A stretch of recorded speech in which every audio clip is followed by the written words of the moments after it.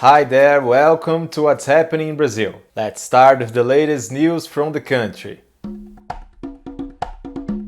In a trip through Europe, Brazil's former president Luiz Inácio Lula da Silva was acclaimed by the European deputies in the Latin America high-level meeting this Monday, November 15th. The speech was delivered at the European Parliament in Brussels, Belgium's capital city. Acreditamos num mundo cada vez mais plural. We believe in a more plural world, united around values like solidarity, cooperation, humanism, and social justice. We believe in a global governance that starts with the expansion of the UN Security Council, and we will fight for it.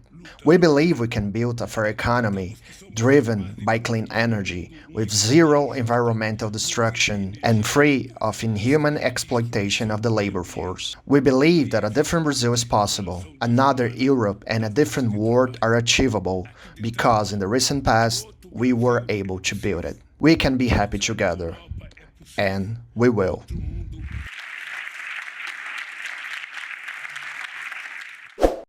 According to data from the National Institute for Space Research, more than 870 square kilometers of the legal Amazon were under deforestation warning in October this year. That number represents an increase of 5% compared to 2020 and a record for October in the last 5 years. The total area deforested is almost as big as Mozambique. The data were released by the organization 2 days after the Environment Minister, Joaquim Leite, stated at the United Nations Conference on Climate Change that the green future has already begun in Brazil.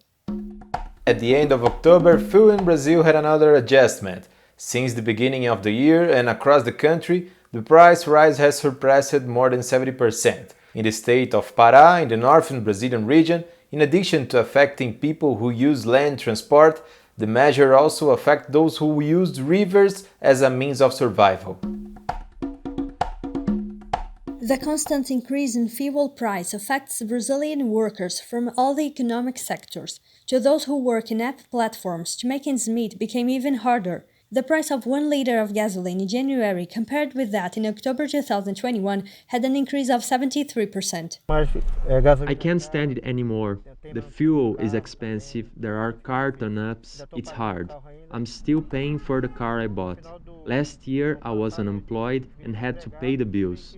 I worked almost 12 hours per day. Today I started to work at 5 a.m. I used to profit, apart from the fuel and Uber expenses, $36 a day. Today I'm making $18 of profit, a 50% loss.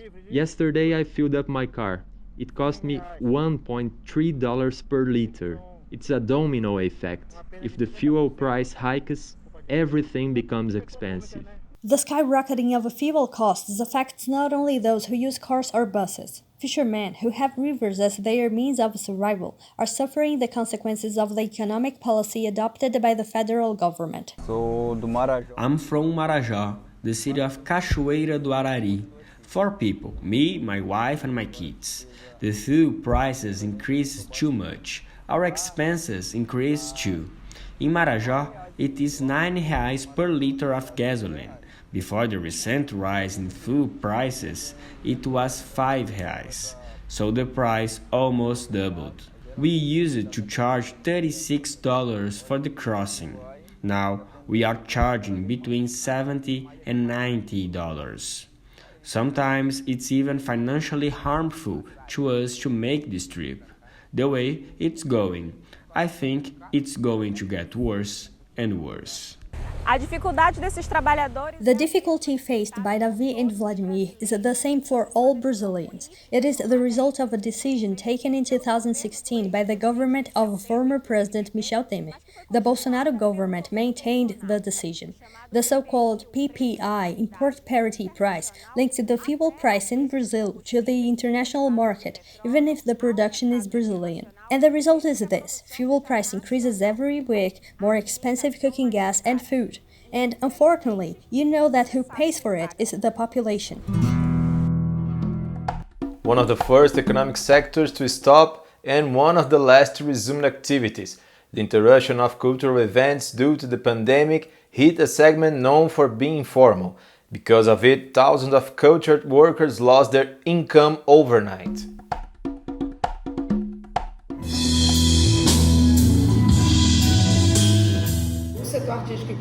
The artistic and cultural sector has a big mark of informality. These workers directly depend on their daily work to have a monthly income. The same applies to informal groups, micro and small business that wouldn't keep open just by themselves. It was necessary to adjust to new contexts and search for ways to keep bringing art to the audiences while making it profitable. I used to joke that I was an artist in the living room of my house because there was the place where I gave classes, where I presented, where I produced events and festivals. In that case too, there was a debilitating process, even in the play adaptation and mainly with the sound and light technicians who weren't hired. Workers like the artistic technical director Douglas Salvador, who is working in the food business as an alternative while he doesn't come back to the theater. As my plan B, I started a small food business. I'm selling cakes. I was selling cakes when the delivery service saw a boom. We have good logistics, so I kind of managed to survive. And I can say that selling cakes is still my plan A, even though some cultural services resumed activities. After almost 2 years away from the stages, the expectation is huge to reunite with the audience. With the resuming of cultural events, though with a reduced capacity, these reunions gain new meanings. Besides being your work, attending these social events has never before meant so much. It means to be alive. To work with art means dealing with people, being near them, talking to them face to face. You're on the stage making your show or presenting, and there isn't anything better than looking to the audience and seeing people. The online space didn't have it. The control measures and the protocols are being relaxed. Therefore, the number of people in the audience is growing. We still have protection measures. Masks are mandatory, social distancing is still necessary inside closed environments, and we control the numbers of people in these environments. I really hope, that the vaccine restricts the advancing of pandemic, then we can resume activities at full scale.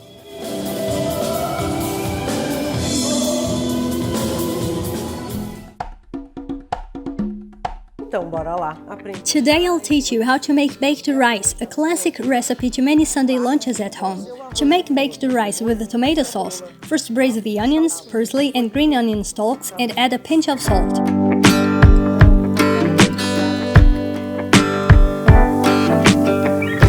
The onion and bell pepper are already caramelized. I'll add garlic so the dish has its flavor. I'm adding carrots and I'll braise them till they have a new color.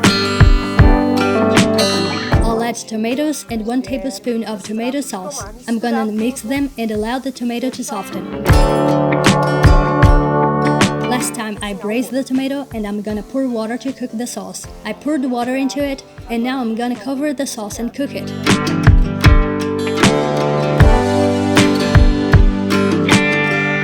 It'll take 5 minutes, then I'll taste it to see if it is cooked.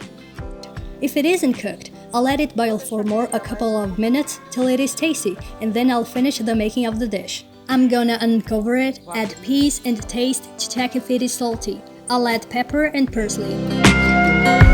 The sauce is ready. Now you only need to add the rice, put it into the baking dish and place it in the oven.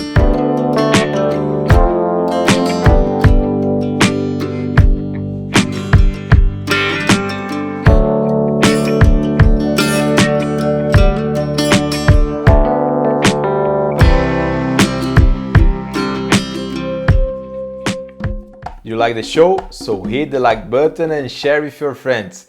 Also, don't forget to subscribe to our channel to receive notifications. We will see you next week.